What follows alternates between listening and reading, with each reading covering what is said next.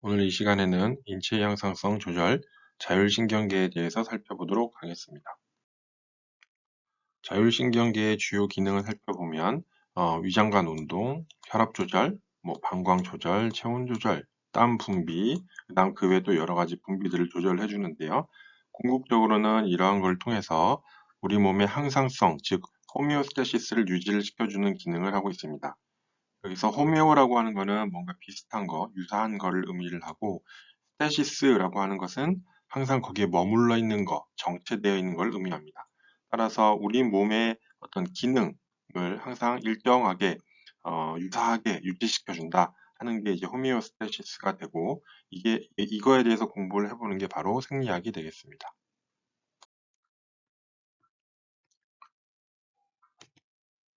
우리 몸의 신경계의 구성을 살펴보면 먼저 뇌와 척수로 구성되어 있는 중추신경계가 있고요.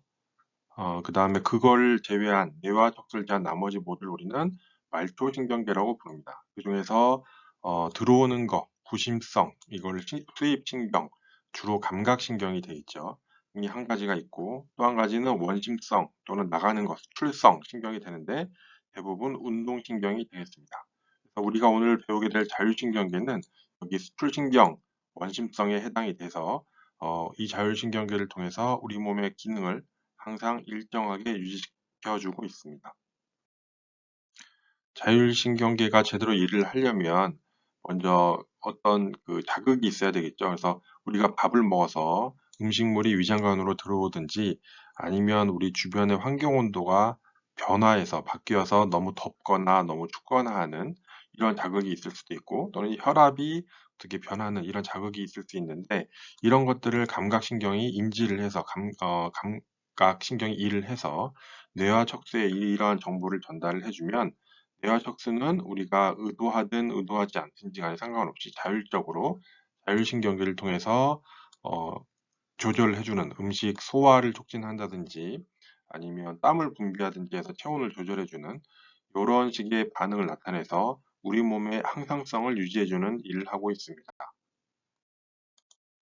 따라서 자율신경계는 우리의 몸의 기능을, 항상성을 불수의적으로, 그러니까 우리가 의도하지 않은 자율적으로 조절해주는 기능을 하고 있습니다. 그래서 혈압 조절, 심장근의 조절이라든지, 그다음에 위장관 또는 혈관 평활근들을 조절해준다든지, 어떤 분비를 조절해주는 이런 거를 통해서 우리 몸의 항상성을 유지를 해주고 있습니다.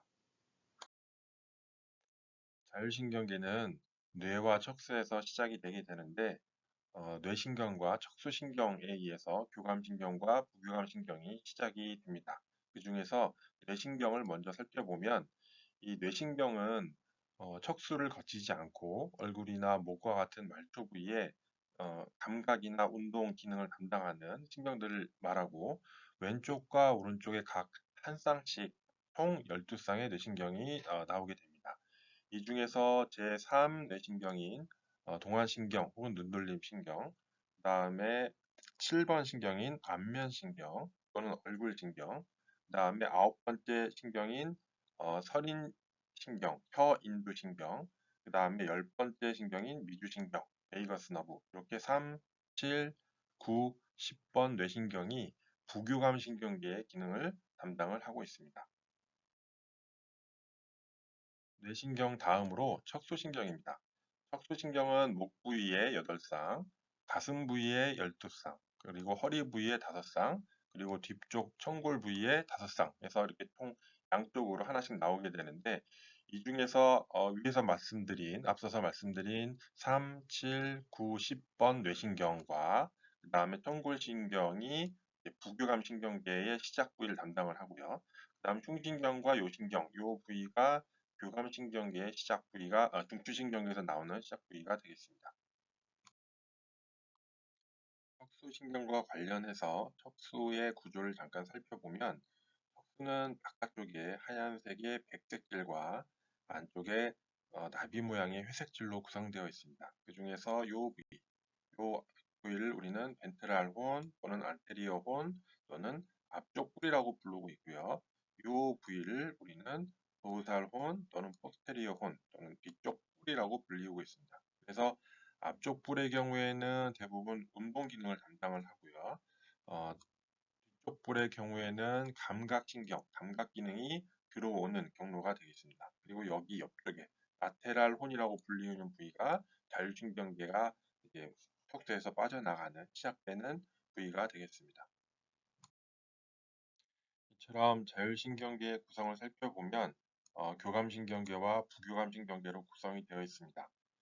시작은 교감신경계의 경우에는 T1에서 L2 레벨, 즉 가슴에서 허리까지의 척수신경에서 말초 부위로 빠져나오게 되고요. 다음 부교감신경계의 경우에는 앞서서 말씀드린 바와 같이 3, 7, 90번 크레니얼 러브, 3, 7, 90번 뇌신경과 S2에서 S4 천골 척수신경에서 말초 부위로 빠져나오게 됩니다. 먼저 교감신경계의 기능을 요약해서 설명을 드리면 교감신경계의 기능은 fight or flight로 요약을 할 수 있습니다. 그래서 즉 싸우거나 혹은 도망갈 때 필요한 반응들이 모두 교감신경계를 거쳐서 유발되게 되는데요. 극도로 긴장을 했거나 집중을 해야 할 때 교감신경계가 빛을 발하고 그 역할을 수행을 합니다. 또는 4개의 F와 하나의 S의 기능을 담당한다고 또 표현을 하기도 하는데 싸우거나 도망가거나 아니면 겁에 질리거나 아니면 성적인 것과 관련된 것 이런 것들이 주로 교감신경계 기능과 관련이 되어 있습니다. 교감신경계의 경우에는 앞서서 말씀드린 바와 같이 소라코 럼바 아웃플로우, 즉 다시 말해서 가슴 부위나 허리 부위의 척수신경에서 이제 시작이 되는데요. 보시는 그림에 여기에 해당이 되겠습니다. 그래서 요 부위에서 이제 시작이 돼서 몸 밖으로 빠져나오는데 프리시나프틱 뉴런의 경우에는 짧고 포스트 시나프틱 뉴런의 경우에는 길다. 이게 무슨 얘기냐면 척추에서 빠져나온 척수신경들이 처음에는 시납스를 이루기 전에 앞선 신경은 굉장히 짧죠. 대신에 결후 신경, 포스트 시납틱 심파스틱 뉴런의 경우에는 굉장히 길다는 겁니다. 길게 해서 여기 뭐 갱글리온을 이루기도 하고요. 이런 특징이 있고 그리고 프레시나틱 너브의 경우에는 마이엘리네이티드, 마이엘린이 있다. 그래서 좀 두께가 두껍구나. 전도 속도가 좀 빠르겠구나 하는 게 유추가 될 것 같고요. 다음 콜리너직입니다. 다시 말해서 신경 전달 물질로 아세틸콜린을 쓴다. 여기서 아세틸콜린을 쓰고 있다는 뜻이고 포스트 시나틱 뉴런의 경우에는 말씀드린 것처럼 길다 그랬죠. 마이엘리네이션이 없네요. 언마이엘리네이티드가 돼 있고 그래서 전도 속도는 프리시납틱보다는 조금 더 느릴 걸로 예상이 되고요. 다음 신경 전달 물질로는 아드레날린 혹은 뭐 에피네프린이라고도 부르죠. 이런 물질을 여기서 뉴로트랜스미터로 쓰기 때문에 아드레너직 뉴런이다라고 부를 수가 있을 것 같고요. 그다음 심파스틱 체인이라고 불리우는 구조가 있는데 이 심파스틱 체인은 말 그대로 교감신경계 체인입니다. 그래서 척수의 옆에 이렇게 보시는 것처럼 쭉 같이 달려나가죠. 여기가 이제 시납스를 이루는 프리시납틱 뉴런과 포스트 시납틱 뉴런이 시납스를 이루는 부위인데 마치 체인처럼 보인다. 그래서 여기를 교감신경계 체인, 심파스틱 체인이라고 부릅니다. 바로 척수 옆을 달리면서 이렇게 체인을 하나 만들어주고 있죠. 근데 보시는 것처럼 대부분의 교감신경계는 한번 시납스를 이뤄서 풀시납스는 짧고 포스트 시나픽 뉴런은 굉장히 길게 되어 있는데 예외가 몇 군데 있습니다. 그 중에 하나가 이제 부신 수질이죠. 아드레날 메듈라 바로 요 부위가 되는데요. 요 부위는 다이렉트하게 이너베이션 되어 있습니다. 다시 말해서 어, 척수에서 나와서 시납스를 이루지 않고 한 방에 아드레날 메듈라까지 이너베이션이 되어 있고요. 여기에서 만약에 자극이 전달이 되면 에피네프린이나 노에피네프린과 같은 스트레스성 호르몬을 혈중으로 다량 그리고 아주 빠르게 배출하는 역할을 합니다. 그래서 아주 갑자기 스트레스를 받았을 때 뭐 심박수가 빨리 뛴다든지 혈압이 오른다든지 하는 반응들을 주로 이 경로를 통해서도 관여를 하고 있습니다. 그리고 화면 왼쪽에 보시면 이런 그림이 있는데요. 여기 보시면 뭐 그레이 레무스라는 단어가 있고 화이트 레무스라는 단어가 있습니다. 그리고 보시는 그림처럼 여기가 이제 척수가 될 것 같고요. 옆에 이제 심파스틱 체인이 있죠. 그래서 하나가 뭐 들어가는 길, 뭐 어떻게 연결되는 길이 있는데 그레이 레무스는 뭐고 화이트 레무스는 뭔지 이제 다음 그림을 통해서 한번 살펴보도록 하겠습니다. 앞선 그림에서 척수의 구조를 살펴봤을 때 척수의 바깥쪽이 이제 하얗게 보이는 백색질이 있다고 그랬고요. 다음 척수 안쪽에 나비 모양의 회색으로 보이는 그레이매터, 회색질이 있다고 했습니다. 그리고 이제 축삭도 보면 하얀색의 백색 축삭, 화이트 엑선이 있고, 그다음 회색을 띠는 회색 축삭, 그레이 엑선이 있습니다. 개념적으로 살펴보면 그림을 그려보면 이렇게 되는데요. 위에 보시는 게 이제 화이트 엑선, 백색 축삭이 됩니다. 그 이유는 보신 것처럼 미엘린이죠. 마이엘리네이션이 돼 있어서 이게 바깥에서 볼 때 하얀색으로 보입니다. 미엘린은 기본적으로는 기름이잖아요. 지방 성분이기 때문에 밖에서 보면 하얗게 보이겠죠. 그래서 보시는 것처럼 이렇게 하얗게 있는 것들이 미엘린. 그래서 밖에서 볼 때는 하얗게 보일 거다. 그래서 얘네들은 백색 축삭, 화이트 엑선이 됩니다. 이와는 반대로 아래 보시면 미엘린 시스, 마이엘린 시스가 없죠. 그래서 이거는 누드입니다. 누드. 빨간색 그 원 점이 위에는 빨리 밑에는 느리게 가는데 그 이유가 이 마이엘린 시스 요 사이사이를 우리는 랑비에르 결절이라고 부르고 이 랑비에르 결절에는 소디움 채널들이 아주 많이 있어서 이때는 도약 전도가 가능하다고 그랬어요. 그래서 백색 축삭의 경우에는 축삭의 두께도 두껍거니와 어, 랑비에르 결절에 있는 소디움 통로, 소디움 채널에 의해서 도약 전도가 되기 때문에 신경 전달 속도가 굉장히 빠릅니다. 이와는 반대로 마이엘린시스, 회색 축삭, 마이엘린시스가 없는 회색 축삭에서는 도약 전도가 안 되기 때문에 상대적으로 신경 전달 속도가 좀 느리겠죠. 그래서 백색 축삭이 미엘린이 있기 때문에 도약 전도가 가능해서 회색 축삭보다는 신경 전달 속도가 좀 빠르겠구나 하는 걸 우리가 알 수 있겠죠. 따라서 미엘린이 있냐 없냐에 따라서 그 유무에 따라서 화이트 엑선이냐 혹은 그레이 엑선이냐 하는 게 구별이 될 수 있는데요. 이때 이 미엘린을 만드는 세포는 CNS, 즉 뇌와 척수와 같은 중추신경계에서는 올리고덴드로사이트가 그 역할을 담당하게 될 거고 페리페라에 있는 그 미엘린의 경우에는 슈완셀이 이거를 구성을 하고 있습니다. 그 기본적인 성분은 리피드, 이제 지방, 지질 성분이 되는 거고요. 그래서 미엘린이 있는 경우에는 하얀색, 많이 없는 경우에는 어두운 색. 그래서 미엘린이 많은 부위를 우리는 화이트 매터라고 부르고 상대적으로 미엘린이 적은 부위를 우리는 그레이 매터라고 부르고 있습니다. 이 척수로 들어가서 척수에 보시면 이렇게 안쪽에 나비 모양의 뭐가 있죠? 네, 그레이 매터, 회색질이 있습니다. 바깥을 둘러싸고 있는 이 부위는 뭐죠? 네, 백질, 화이트 매터가 있죠. 그럼 앞선 설명에서 우리가 봤으니까 백색질에는 주로 뭐가 많을 것 같다? 네, 미엘린이 많이 있습니다. 미엘린이 많다는 얘기는 뭐가 많을 것 같다? 네, 엑손들이 많을 것 같다. 엑손이 많다는 얘기는 미엘린이 있는 엑손이 많다는 얘기는 뭐다? 뇌와 척수에서 혹은 뇌에서 척수로 가는 아니면 척수에서 뇌로 가는 통로일 것 같다. 그럼 그와 반대로 그레이 매터는 뭐가 많을 것 같다? 신경세포체 혹은 뭐 시납스 이런 것들이 많을 것 같다. 따라서 그레이 매터에는 주로 신경세포의 신경세포체, 뭐 뉴로널 셀 바디 혹은 소마라고 불리는 이런 것들이 있고 주로 시납스를 많이 이루고 있는 반면에 백색질에는 척수에서 뇌로 가는 혹은 뇌에서 척수로 내려오는 엑손들이 그리고 통로들이 많이 있을 것 같다. 그래서 이런 식으로 이제 추정이 가능하겠죠. 그래서 교감신경계의 경우에는 척수 옆에, 그러니까 T1에서 L1 또는 뭐 L2 레벨까지가 되겠죠. 옆에 심파스틱 체인이 있다고 그랬습니다. 그래서 여기서 한번 시납스를 이루고 이제 말초로 가는 경우가 대부분이다라고 말씀을 드렸는데 이러한 형태를 우리는 라미 커뮤니케이션 또는 라무스 커뮤니케이션이라고 부릅니다. 그래서 라무스의 복수형이 이제 라미가 되겠죠. 그래서 라미란 단어는 뭐 교통하다, 서로 연락하다, 뭐 연락, 뭐 그런 뜻이고요. 커뮤니케이션이란 건 뭐 서로 교통하다, 뭐 소통하다, 뭐 이런 뜻이 되겠죠. 그래서 라미 커뮤니케이션, 라무스 뭐 이런 뜻은 이제 서로 연락한다, 신경세포가 서로 연결돼 있어서 서로 뭐 신호를 주고 받는다 이런 뜻이 될 것 같습니다. 앞서 말씀드린 것처럼 여기 라테랄 혼, 그죠? 라테랄 혼에서 교감신경계가 시작이 돼서 빠져나옵니다. 어디냐면 안테리어 혼 혹은 벤트랄 혼을 따라서 이렇게 쭉 빠져나와서 한 번 시납스를 이뤄요. 시납스를 한 번 이루는데 자, 앞서서 우리가 뭐라 그랬죠? 교감신경계의 경우에는 절전신경이 짧고 절후신경이 길다 그랬죠. 그래서 여기 보시는 것처럼 절전신경은 짧게 이렇게 들어와 있습니다. 그죠? 들어와 있는데 또 한 가지 특징은 절전신경이 마이엘리네이션 돼 있다 그랬어요. 미엘린이 있다 그랬죠. 자, 미엘린이 있으면 하얗다 아니면 어둡다? 하얗다 그랬죠. 그래서 여기를 뭐라고 부르냐면 커뮤니케이팅 하는 레무스는 레무스인데 화이트야.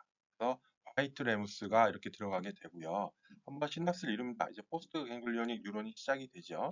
빠져나갈 때는 어디로 나가느냐? 이렇게 해서 밖으로 빠져나가네요. 이제 말도록 하겠죠. 자기가 분지에 있는 이너베이션 돼 있는 타겟 오간, 표적 단계에 가게 되는데 앞서서 우리가 뭐라 그랬죠? 교감신경계의 절후신경의 경우에는 길이가 길면서 아드레너직이면서 unmyelinated 그랬죠. 미엘린이 없다 그랬습니다. 그러면 밝아요? 어두워요? 어둡겠죠? 그래서 그레이 커뮤니케이팅 라무스. 커뮤니케이팅 라무스긴 한데 어두워 그레이야 라고 이름을 명명을 하고 있습니다. 그래서 이와 같은 내용을 이런 고속도로에 빗대서 설명을 많이 하는데요. 뭐 예를 들어서 척수가 뭐 왼쪽에 있을 수도 있고요. 오른쪽에 있을 수도 있는데 이렇게 있으면 척수에서 나오는 게 고속도로 램프에 이렇게 진입을 했다가 한번 시납스를 이루고 다시 빠져나가는 그죠? 이런 거에 많이 빗대서 설명을 하죠. 그래서 뭐 진입로를 화이트 레무스, 마일리네이션이 돼 있으니까 하얗게 보이는 거고요. 빠져나가는 곳이 그레이 레무스, 마일리네이션이 안 돼 있으니까 미엘린이 없으니까 어두워서 그레이하게 보인다. 그래서 이렇게 이름을 붙일 수가 있을 것 같습니다. 드레날 메듈라, 부신 수질의 경우에는 앞서서 말씀드린 것처럼 심파스틱 체인 이런 데서 시납스를 한번 이루지 않고 여기서 바로 이너베이션 된다 그랬죠. 메듈라로. 여기에 이게 신호가 전달이 되게 되면 혈액 중으로 이제 에피네프린 혹은 노에피네프린 같은 거를 릴리즈 분비하게 되는데 주로 80% 정도가 에피네프린, 약 20% 정도가 노에피네프린이 분비된다고 합니다. 이렇게 말초로 분비된 에피네프린과 노에피네프린은 작용하는 게 약간씩 조금씩 다른데 예를 들면 심장 같은 데는 에피네프린이 좀 더 우세하게 작용하고 베타 아드레너직 리셉터에 작용을 해서 혈압을 높이는 데 중요한 역할을 한다고 하고요. 근육에 있는 혈관 같은 경우에는 노에피네프린이 좀 더 우세해서 혈류량을 좀 증가시키는 역할, 그리고 메타볼리즘에는 에피네프린이 약 한 5배에서 10배 정도까지 더 우세하다고 합니다. 그래서 글라이코젠, 이제 영양분으로 축적했던 간하고 근육에 축적했던 글라이코젠을 분해를 증가시켜서 혈중에 있는 글루코스 레벨을 올려주고, 그래서 이런 것들이 모두 다 fight or flight, 싸우거나 도망가거나 하는 스트레스 반응, 그죠? 스트레스 반응과 반응이 잘 유발될 수 있도록 하는 그런 반응들이 이제 진행이 되겠습니다. 다음은 부교감 신경계입니다. 교감 신경계는 되게 날카롭고 긴장돼 있고 이런 거였잖아요. 근데 부교감 신경계는 그와는 반대로 레스트 앤 다이제스트입니다. 쉬거나 소화하거나. 그러니까 교감 신경계의 반대로만 생각을 하시면 될 것 같아요. 뭐 다이제스트 소화하거나 그로스 성장하거나 면역 반응과 관련이 있거나 아니면 에너지를 저장하거나 하는 이런 것들이 모두 부교감 신경계의 역할과 관련이 있습니다. 부교감신경계는 앞서서 말씀드린 것처럼 3, 7, 9, 10번 크레니얼 러브, 뇌신경 또는 천골, 두 번째, 세 번째, 네 번째 세이크랄 러브에서 시작이 됩니다. 그래서 크레니오 세이크랄 아웃슬로우가 되고요. 또한 교감신경계와 다른 것은 프리시납틱 뉴런이 깁니다. 그리고 포스트 시납틱 뉴런이 짧습니다. 그래서 어떠한 경우에는 프리시납틱 뉴런이 타겟 오가 표적 장기까지 안에 들어가 있는 경우도 있을 수 있고요. 그 다음에 교감신경계와 이건 마찬가지로 프리시납틱은 미엘린이 있고 포스트 시납틱은 미엘린이 없습니다. 근데 교감신경계와 다른 것 한 가지는 부교감신경계의 경우에는 절단이나 저루 다 콜리너직, 그래서 신경 전달 물질로 아세틸콜린을 사용을 한다 하는 게 좀 차이점이 있겠습니다. 부교감 신경계 중에서 뇌신경은 이제 3번, 7번, 9번, 10번 뇌신경인데 이 중에서 동안 안면 선인신경의 경우에는 머리와 얼굴에 이제 부교감 신경계의 기능을 수행하는 반면에 위주신경, 10번째 뇌신경인 위주신경이 목 아래, 가슴, 뭐 그러니까 심장 혹은 뭐 소화기관 이런 데에서의 부교감 신경계에 있어서 굉장히 중요한 기능을 수행을 하고 있습니다. 3, 7, 9, 10번 뇌신경 말고 요 뒤쪽 세이크랄 쪽도 2, 3, 4 세이크랄 러브, 스파이널 러브가 부교감 신경계의 기능을 담당을 해서 뭐 생식기라든지 방광 아니면 위장관 하부의 여러 가지 부교감 신경계와 관련된 기능을 수행을 하고 있습니다. 앞서서 말씀드린 것처럼 2번, 3번, 4번 그 천수신경, 세이크랄 러브의 경우에는 대장 원위부, 그다음 직장, 그다음에 생식기관, 그다음 방광, 뭐 요관, 뭐 이런 곳에 분포를 해서 부교감 신경계의 기능을 수행을 하고 어떤 작용을 하느냐? 그래서 소화기계의 촉진이죠. 레스트 앤 다이제스트니까 소화기계를 기능을 촉진하는 거, 그다음에 방광 수축해서 소변을 보게 하는 거, 그다음 생식기에 관련된 기능 이런 조절들을 수행을 하고 있습니다.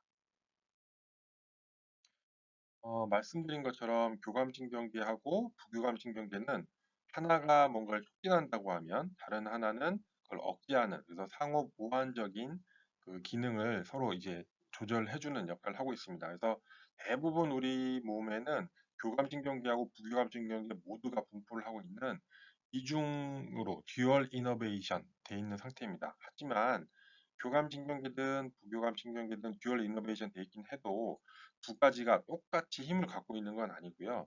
프리도미넌트한 좀 더 우세한 게 있다는 거죠.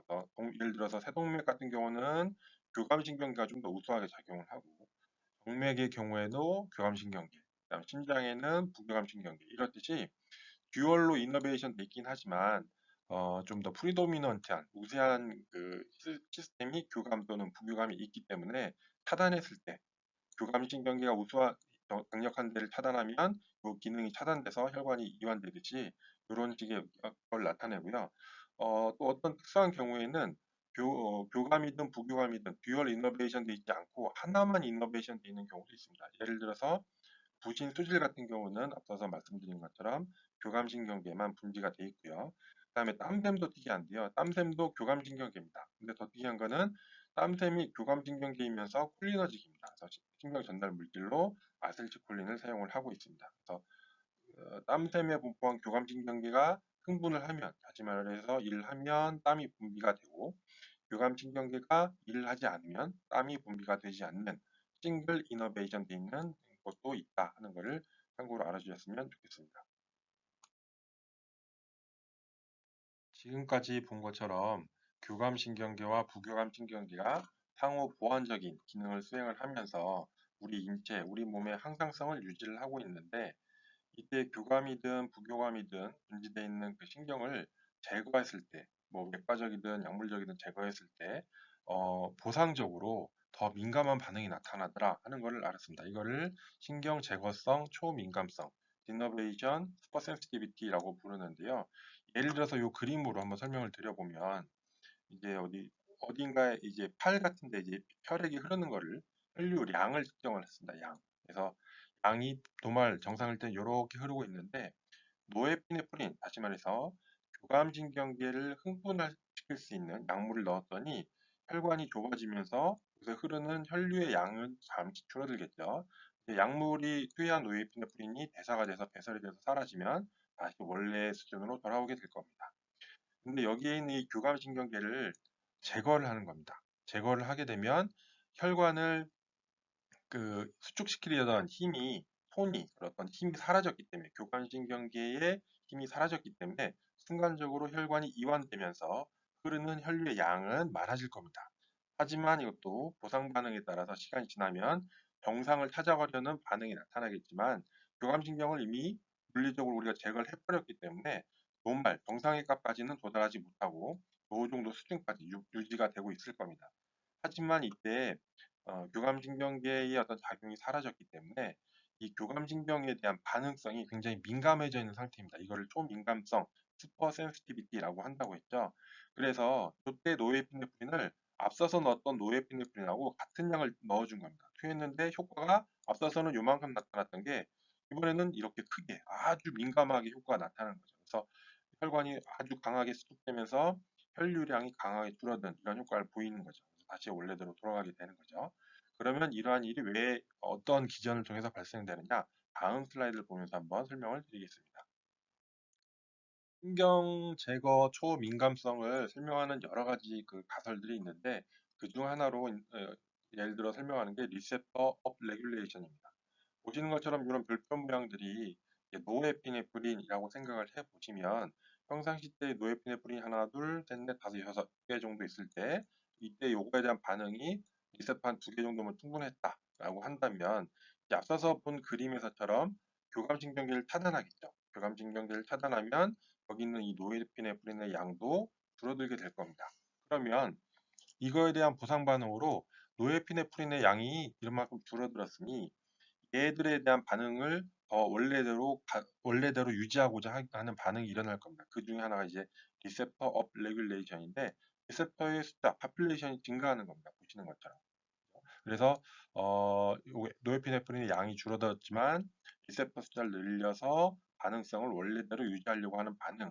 그래서 이런 게 나타나게 되고 여기에다가 앞서서 본 그림에서 설명드린 것처럼 노에피네프린 양을 또 투여하게 되면 리셉터 숫자가 늘어났으니 이거에 대한 반응도 굉장히 더 커지겠죠. 그래서 이런 거를 신경 제거성 초민감성이라고 부르고 있습니다.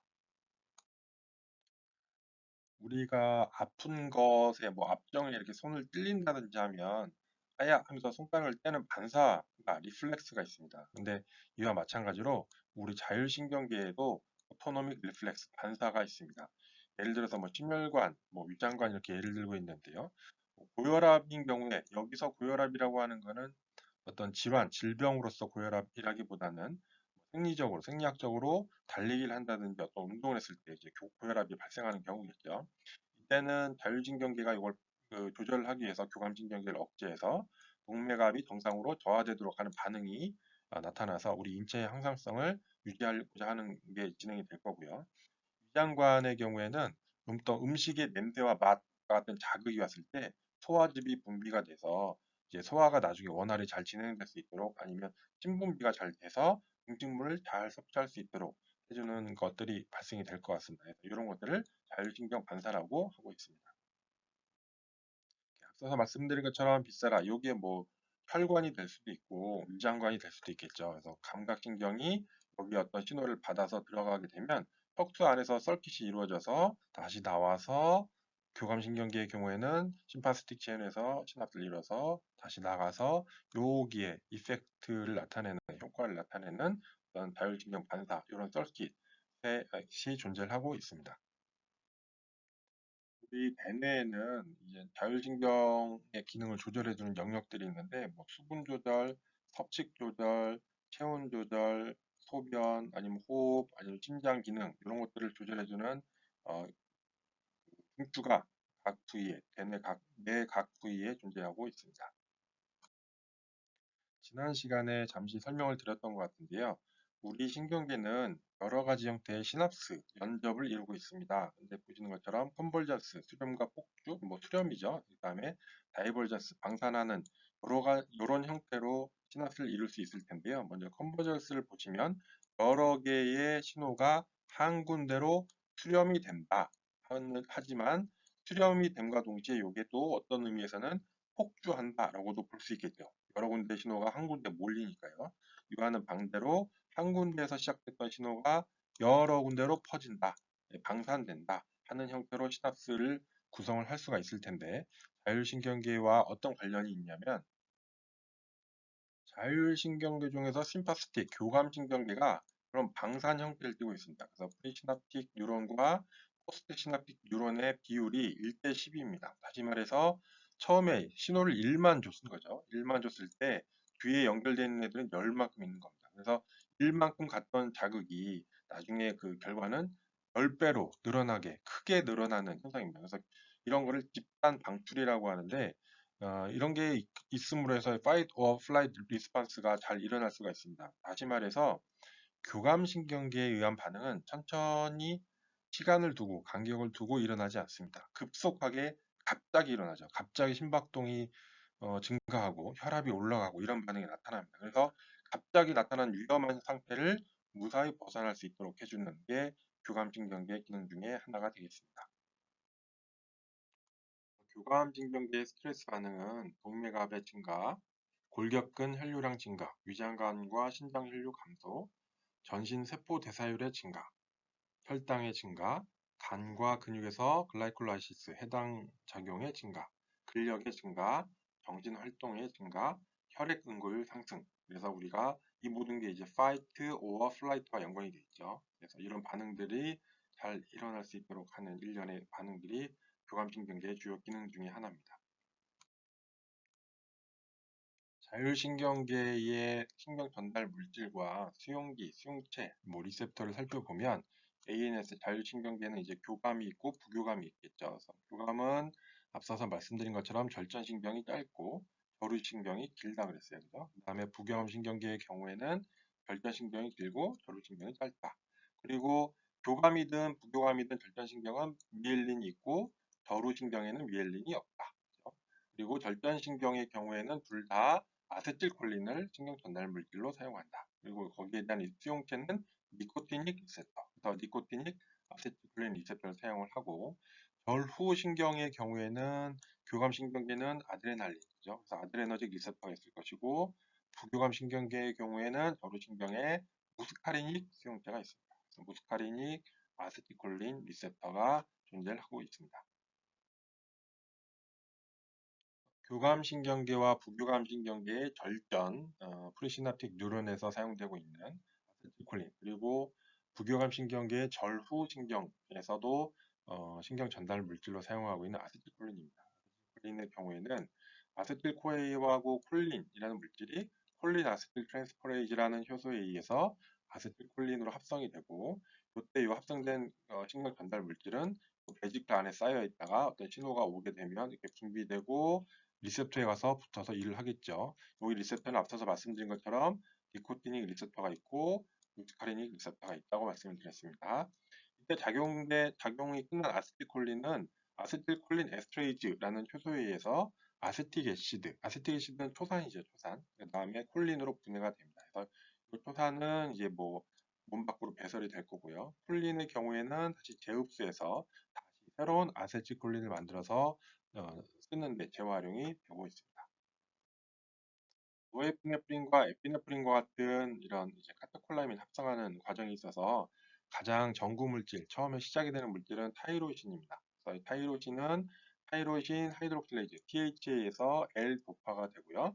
L-도파는 도파 디카복실레이즈라는 효소에 의해서 도파민이 되고, 도파민은 도파민 베타 하이드록실레이즈 DBHA에서 노에피네프린, 노에피네프린은 PNMP에서 에피네프린으로 되는 이런 일련의 과정들이 진행이 되겠습니다. 그래서 교감신경계의 신경 전달 물질로서 노에피네프린과 에피네프린이 사용이 되고 있습니다. 노에피네프린은 대부분은 다시 재흡수해서 재활용이 되고요. 어떤 또 분해가 되는 거는 마오, 모노아민 옥시데이즈, 그 다음 콤트, 마오와 콤트라는 효소에 의해서 노에피네프린이 분해가 됩니다. 마오와 콤트가 어디에서 작용하느냐 하는 걸 보여주는 그림인데요. 왼쪽에 있는 게 앞서서 봤던 그림이죠. 타이로신부터 TH에서 L도파가 되고 도파민, 노에피네프린, 에피네프린이 되는 과정인데 여기에 마오와 콤트가 있습니다. 그래서 각각 도파민이나 노에피네프린이 분해되는 과정이 존재를 하고 있습니다. 그래서 만약에 어떤 여러 가지 질병 중에서 도파민이나 노에피네프린 또는 에피네프린 같은 것들이 부족해서 생기는 질병이 있다고 하면 마오와 콤트라고 하는 효소의 활성을 떨어뜨릴 수 있는 약, 다시 말해서 마오 또는 콤트 이니비터를 사용하게 되면 이런 질병들을 치료하는 데 좀 도움이 될 수 있겠죠. 그래서 우울증 같은 경우에는 마오 A 이니비터를 이제 좀 사용해 볼 수 있을 거고요. 파킨슨병의 경우에는 마오비나 콤트 이니비터, 알츠하이머와 같은 어떤 치밀성 질환의 경우에는 마오비 이니비터를 사용해 볼 수 있다고 합니다. 앞서서 설명드렸던 내용을 이제 잠시 요약을 한 건데요. 이제 3, 7, 90번 뇌신경하고 세이카르에서 나가는 부교감, 그다음에 소라코 럼바에서 나가는 교감신경계가 있죠. 그래서 부교감신경계의 경우에는 절전신경이 길고 저루신경이 짧더라. 절전이 길고 저루가 짧더라. 다 아세틸콜린을 쓰고 앞서는 니코틴 리셉터, 절후에서도 아세틸콜린을 쓰지만 이때 리셉터는 무스카린이 리셉터다. 그죠? 그리고 교감신경계의 경우에는 절전신경이 짧고 시납스를 이루고 저루신경이 길더라. 절전신경의 경우에는 역시 아세틸콜린, 니코틴 리셉터지만 절후신경은 뇌에피네프린과 아드레너직 리셉터. 그리고 아드레날 메듈라, 부신 수질의 경우에는 시납스 없이 바로 가고 여기서 이제 아세틸콜린을 분비하겠죠. 여기 있는 수용체는 니코틴 리셉터고 이 결과에 의해서 에피네프린이나 노에피네프린을 혈중으로 다량 분비를 해준다. 세틸콜린에 대한 리셉터는 그게 니코틴익과 무스카리닉이 있는데 무스카리닉은 M1과 M2로 나뉘어 있네요. 그리고 니코틴익 리셉터는 이온 채널입니다. 그래서 빨리 작용하는 이온 채널이고 M1, M2 무스카리닉은 모두 G 프로테인 커플되어 있는 대사성 수용기 메타보트로픽 리셉터입니다. 무스카리닉 리셉터와 관련되어 있는 양리활성들은 이렇고요. 이런 것들을 이제 자율신경계, 부교함신경계 기능과 관련해서 홍채라든지 뭐 눈모양 정인근, SA 노드, AV 노드 등의 이런 식의 역할을 한다 하는 걸 정리한 표입니다. 부감신경계의 발달에서 중요한 아드레너직 리셉터입니다. 아드레너직 리셉터는 크게 알파와 베타 두 가지 종류가 있고 이 중에서 또 대표적인 것은 알파1과 알파2, 베타1과 베타2가 존재하고 이들 모두는 다 G프로테인 커플되어 있는 대사성 수용기입니다. 그래서 알파2와 베타2의 경우에는 좀 억제성 대사성 수용기고 베타1과 알파1의 경우에는 풍부성 대사성 수용기가 존재하고 있습니다. 앞서서 말씀드린 것처럼 여러 가지 오간 장기에서 어떤 그 리셉터 서브 타입이 있고 그것에 대한 반응은 어떤지를 요약한 표가 되겠습니다.